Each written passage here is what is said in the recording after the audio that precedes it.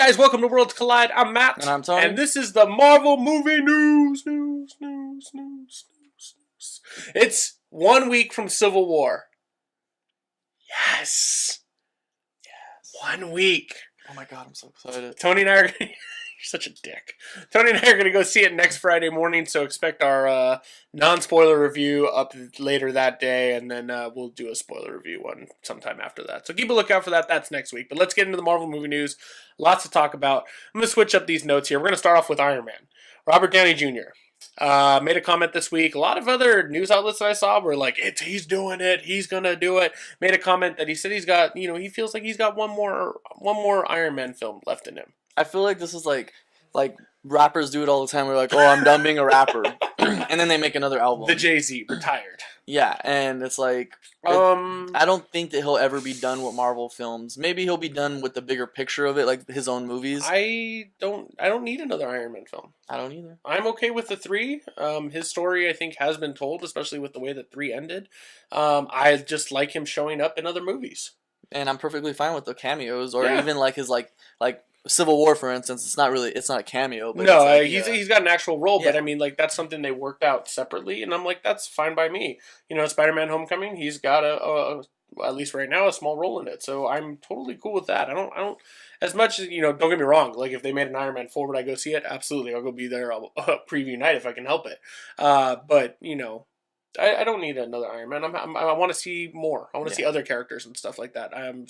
But moving on to the other guy, Spider-Man: Homecoming. Kevin Feige this week came out and said Marvel essentially is making creative decisions for Spider-Man: Homecoming. Not really a surprise to me because I've heard other people talk about saying, well, Sony's going to but they made the deal with Marvel, but they're going to be the ones in control. Hell no. Do you think Marvel really, at least especially Kevin Feige, really went to go in and make a deal with a character that they've treated so poorly without having maybe majority creative control? My thing is like, look at Sony's films. Like, they've had, 2 amazing Spider-Man movies? No, I mean... Tobey Maguire's 1 and 2. Yeah, 1 and 2. That's what I meant. I didn't mean the amazing Spider-Man. Yeah. And then the rest of them from there were kind of like, they're good, but they weren't great. Yeah. So it's like, I'd rather put it in the hands of Marvel, which has been great with most of their characters that, Yeah, why? No, man. I knew Sony. Sony, you did the right thing. Sony, you're going to make a ton of money on this. So it's like, it's not a big deal. Like, of course Marvel's going to have creative control. So these other people I've heard out there would be like, no, Sony's going to have the one, they're saying it. They may have a little say, but ultimately, I knew Kevin Feige was going to be like, no, we're going to do this. You're going to let us treat the character the way that it deserves to be treated. So, way to go, Kevin. In Feige, we trust. Like your Zack Snyder. In Zack, we trust. Stupid. All right, moving. Hail Snydra. Hail Snydra. That is incredible. I've never heard that. Is that new? I've heard a couple people say it. I love it. All right, moving on to Doctor Strange. We're gonna hit this. This is a topic we could go on for a long time about, so we're not gonna go that deep into it. We're gonna talk about the casting controversy because it's still in the news over Tilda Swinton cast as the Ancient One.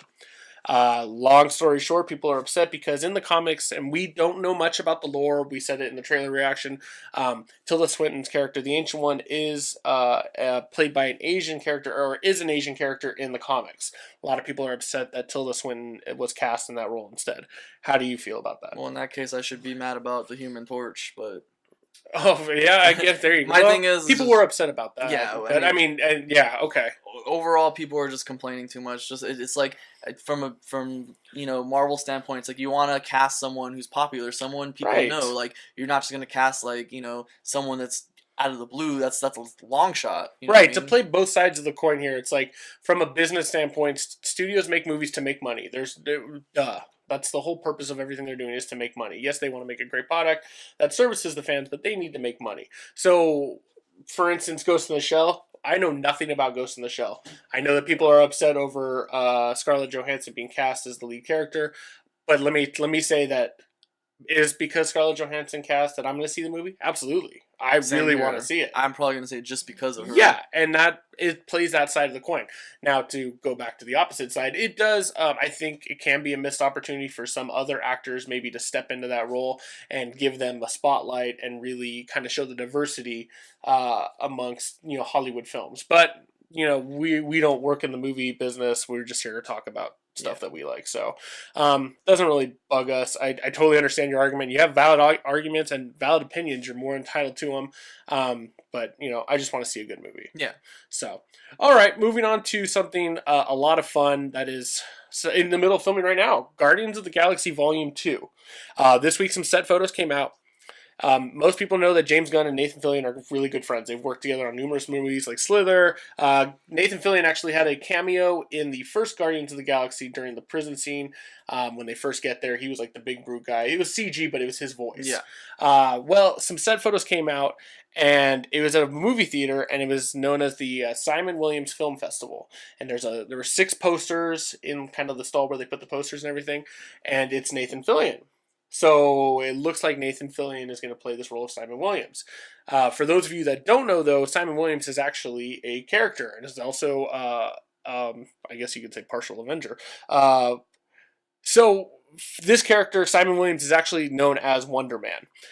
Give you brief history. In the Marvel Comics universe, Simon Williams is a former member of the Masters of Evil, brother of the villain, the Grim Reaper, who reformed and joined the Avengers.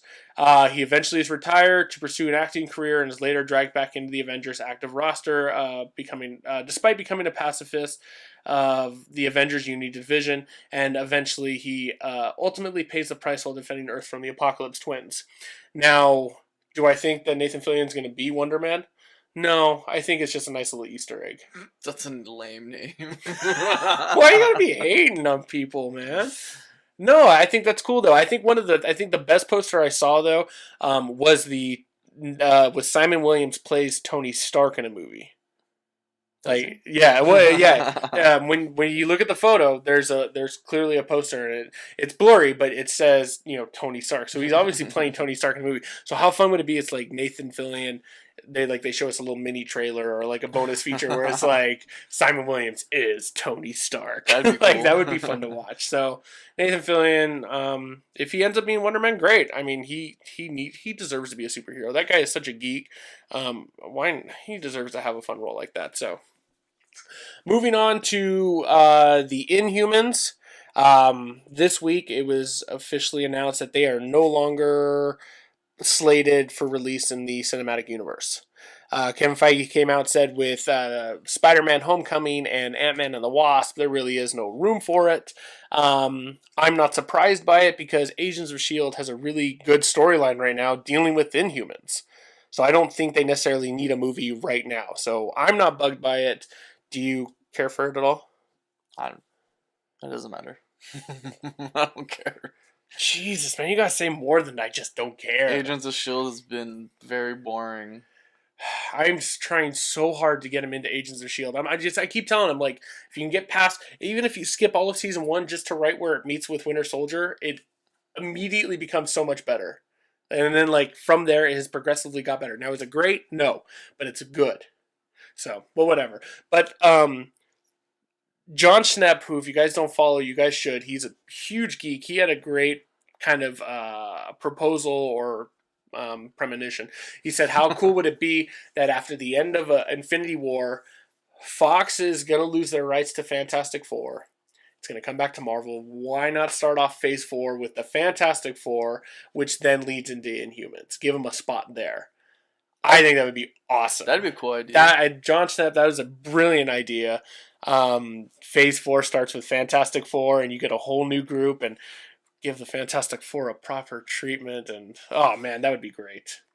All right, well, moving on to other Fox movies and Marvel. It was announced this year that Fox is not going to be at Hall H this year, so there is no movies from Fox going to be shown because they feel like it cannot prevent piracy of the custom trailers that it put together for the fans. This year it was supposed to show Assassin's Creed and a first look at Wolverine 3. That's not going to happen. Your thoughts on Fox pulling out of Comic-Con?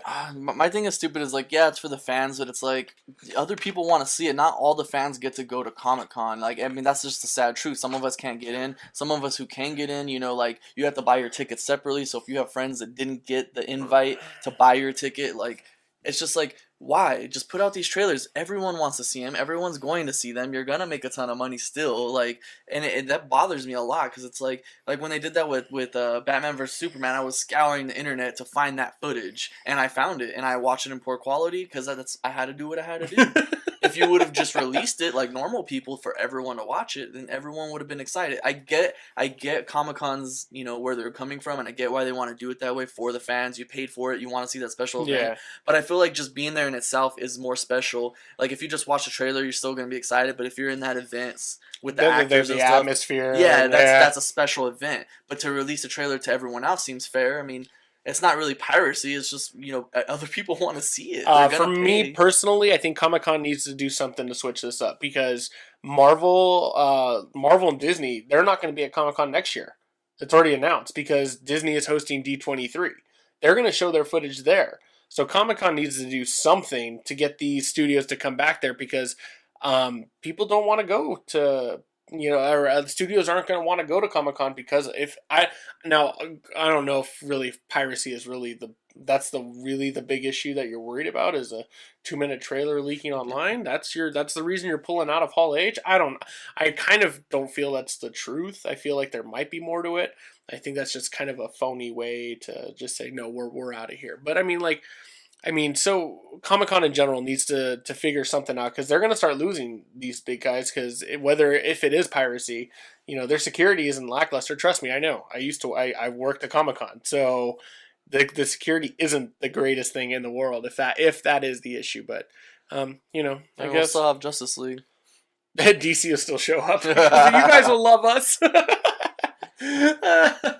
All right, hitting the last bit of Marvel news is we're going into the X-Men universe. The Apocalypse trailer dropped this week. If you haven't checked out our reaction, do so. We really enjoyed it. We got our first look at the Blob. The photo dropped this week. It looked like he was battling an angel, which looked really cool. And then we got pictures of the updated costumes. I made a comment in our trailer reaction. I'm tired of Scott having these glasses. Like, give him a freaking visor, and then they gave him a visor. Except I don't like the look of the visor. I'm just like, I just can't be. I don't know. Cannot be pleased. I can't. I don't know what it is. I don't know if it's just the comics did a great job, but I feel like the visor, like on top it looks good, but then I feel like it comes like way down like this, and I'm just like, okay, I can see that. Yeah, that's my biggest issue. I'm like, why can't you make it look like the comics? Like even in the first X-Men, it was good. Like it was bulky. But it was, I think Bryan Singer tried to be true to it then. Now I think people said it were kind of more reminiscent of all new X-Men, but, it's cool. I mean, I'm still going to see it. Still love the X-Men, so I'm not worried about that. And our last little bit is over on Wolverine 3. 2 new actors got cast. Richard E. Grant, who I believe is in Game of Thrones. I think. Don't hold me to that. I'm pretty sure that's who he's got cast as a mad scientist. Please make Omega Red. Be that. I keep talking about it. Have him be the guy that makes Omega Red. I want it so bad. And then Stephen Merchant got cast, who for the guys, he's actually a comedian. He actually created The Office. He's kind of an awkward looking guy. If you see him, you'd be like, oh yeah, I recognize him. He got cast as well. What's interesting about his though is that there is no description as to who he's going to play. This is Stephen Merchant, Tony, so you can see what he looks like. So he got cast in an undisclosed role. No one knows who he's playing. I'm really curious to know who he's going to play and why they're so secretive of it. So I feel like there's not enough information right now for me to be excited. So we'll see. I'm excited. Like X-Men Apocalypse. I'm waiting for that movie. I'm all for it. But for Wolverine as it stands, like I don't know enough about it.